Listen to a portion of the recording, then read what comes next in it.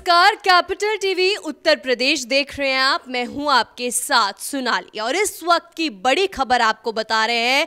अखिलेश यादव को आज दो बड़े झटके लगे हैं। पहला, एमएलसी चुनाव में उन्हें करारी हार का सामना करना पड़ा, जहां योगी आदित्यनाथ का डंका बजा तो समाजवादी पार्टी का खाता तक नहीं खुल पाया। वहीं रामचरितमानस विवाद पर मायावती ने उनको शूद्र वाले बयान पर घेरा और गेस्ट हाउस कांड का याद दिलाते हुए कहा कि आप अपने गिरबान में झांक कर देखिए। तो इन्हीं बड़े दो झटकों पर बड़ी अपडेट के साथ मेरे साथ जुड़ रहे हैं कैपिटल टीवी के एग्जीक्यूटिव एडिटर राजीव जी। राजीव जी, क्या कुछ बड़ी अपडेट? देखिए, सबसे पहले सियासी पिच की बात करते हैं, जो अखिलेश यादव पूरी तरीके से हार चुके हैं। अखिलेश यादव को इस चुनाव से दो बड़ी उम्मीदें थी। एक तो ये उम्मीद थी कि एक भी सीट अगर विधान परिषद के चुनाव में मिल गया तो उन्हें नेता प्रतिपक्ष विधान परिषद में भी मिल जाएगा, क्योंकि अभी विधान परिषद में 2/3 से ज़्यादा बहुमत भारतीय जनता पार्टी की है।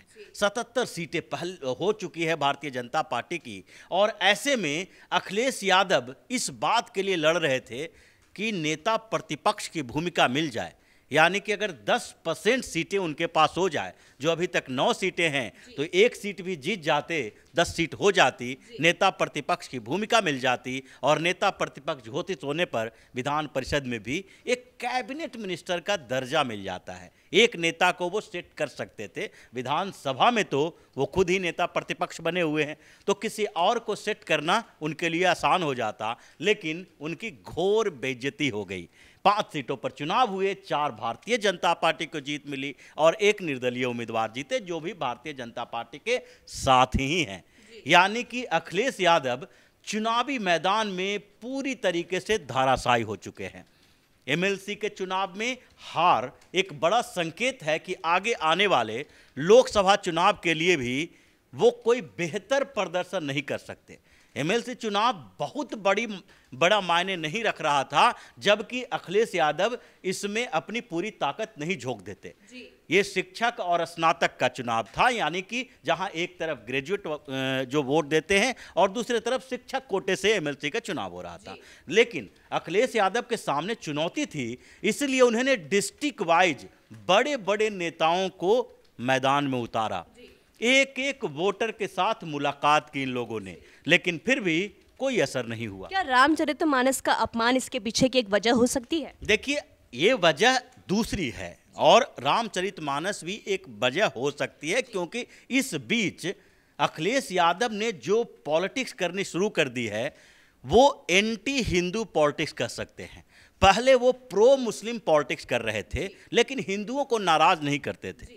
थोड़े समय के लिए मुलायम सिंह यादव ने जो बाबरी मस्जिद विध्वंस के समय में पॉलिटिक्स शुरू की थी और लॉ एंड ऑर्डर के नाम पर गोलियां चलवाई थी, उसके कारण कुछ समय तक उन्हें लग रहा था कि मुस्लिमों के लिए पॉलिटिक्स करते हुए उन्होंने पूरी तरीके से हिंदू विरोध में जाना शुरू कर दिया है। लेकिन ये लोग जातीय नेता हैं, तो यादवों को अपने साथ रखने में वो कामयाब रहे थे। अब अखिलेश यादव के साथ वो भी समस्या आ रही है। यादव भी उनके साथ पूरी तरीके से जुड़े हुए नहीं हैं, ओबीसी में पूरी तरीके से बिखराव हो चुका है। और दूसरे स्तर पर रामचरितमानस का जो विवाद चला है, जिस तरीके से इन लोगों ने फिर से एक जातीय राजनीति को बढ़ावा देने की शुरुआत की है, उसमें भी पूरी तरीके से अखिलेश यादव घिर गए हैं।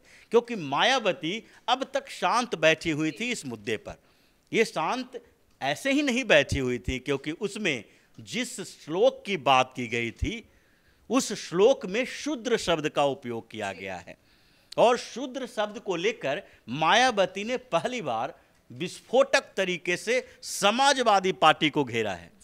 मायावती सोच रही थी कि ये लोग अब ऐसे पॉलिटिक्स करने लगे जिसमें ओबीसी और दलितों दोनों को अपने साथ लाने की तैयारी में लगे हुए हैं। मायावती ये शांत होकर देख नहीं सकती हैं, इसलिए पहली बार अखिलेश यादव के ऊपर इतने गुस्से से उन्होंने बयान जारी किया है, ट्वीट करके बताया है कि किस तरीके से यादव साम्राज्य के गुंडों ने, जब मुलायम सिंह यादव के समय में मायावती ने उनसे समर्थन वापस ले लिया था, जब सरकार दोनों के गठबंधन की बनी थी, 1993 की बात है, और उस समय दोनों का गठबंधन हुआ, बसपा और सपा का, मुलायम सिंह यादव सीएम बने, और फिर 1995 में मायावती ने एक बैठक बुलाई गेस्ट हाउस में लखनऊ के, और वहाँ पर उन्होंने घोषणा कर दी कि अब हम समर्थन वापस लेते हैं समाजवादी पार्टी से। मुलायम सिंह यादव को लगा कि अब क्या, अब तो मुख्यमंत्री नहीं रहेंगे, और ये समर्थन वापस लेना, समर्थन देना एक राजनीतिक फैसला है। लेकिन इन लोगों ने क्या किया, समाजवादी पार्टी के गुंडों ने गेस्ट हाउस में घुसकर तोड़फोड़ की, मायावती के साथ बदतमीजी की, काशीराम के साथ बदतमीजी की। तो इसका मतलब क्या है, उन्होंने वो याद दिला के ये बताया है कि जो भारतीय जनता पार्टी बार बार ये सवाल उठाती है कि समाजवादी पार्टी गुंडों की सरकार होती है, समाजवादी पार्टी के समय में समाजवादी पार्टी गुंडों की पार्टी है, उस बात को मायावती ने भी लोगों के सामने बताया है।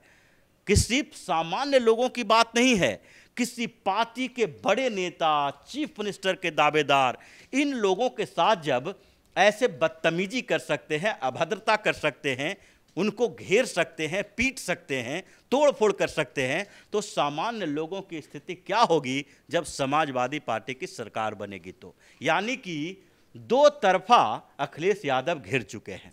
एक चुनाव में हार के कारण वो ऐसे ही मायूस बैठे हुए थे, हताश हो गए थे, तो दूसरी तरीके से एक बम फूटा मायावती की तरफ से कि आप जिसे शूद्र कह रहे हो वो शूद्र नहीं है।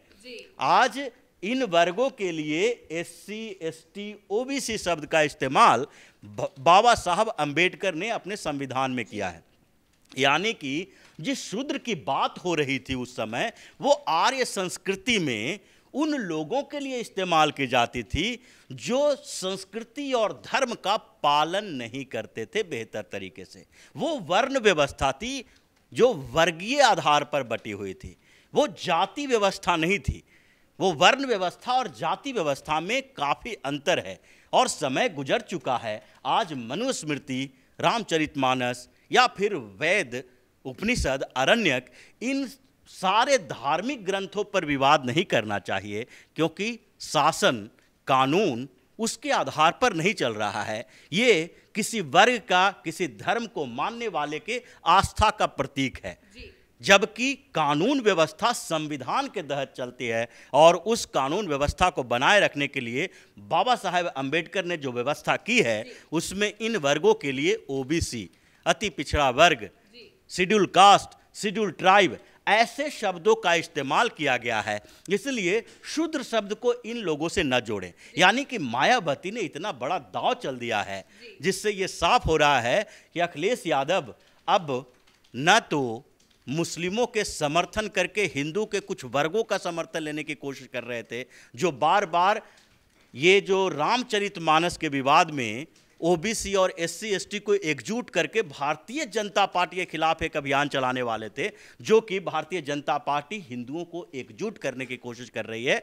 उसमें भी अब मायावती भारतीय जनता पार्टी के साथ आकर खड़ी हो गई कि हिंदुओं को बांटो मत, तुम मुसलमानों के समर्थन में रहते हो, मुसलमानों का समर्थन करो, लेकिन हिंदुओं को इस तरीके से बांटने की कोशिश न करो, क्योंकि तुम्हारा और तुम्हारे पिताजी की सरकारें जो रही है उसमें गुंडागर्दी किस स्तर पर हावी रहा है, उसके गवाह वो खुद भी हैं। बहुत बहुत धन्यवाद राजीव जी तमाम अपडेट के लिए। तो इस वक्त की बड़ी खबर आपको बता रहे हैं, अखिलेश यादव को आज दो बड़े झटके लगे हैं। पहला, एमएलसी इलेक्शन में समाजवादी पार्टी का सुपड़ा साफ हो चुका है, और हर बार की तरह अखिलेश यादव ने इस बार भी बीजेपी पर ठीकरा फोड़ दिया है और कहा कि बीजेपी ने बेईमानी से जीत हासिल की है। वहीं शूद्र पॉलिटिक्स पर मायावती ने अखिलेश यादव को घेरा और कहा कि आप अपने गिरबान में झांक कर देखिए। इस खबर पर हमारी नजर बनी हुई है। कैमरामैन राजकुमार के साथ मैं सोनाली, कैपिटल टीवी।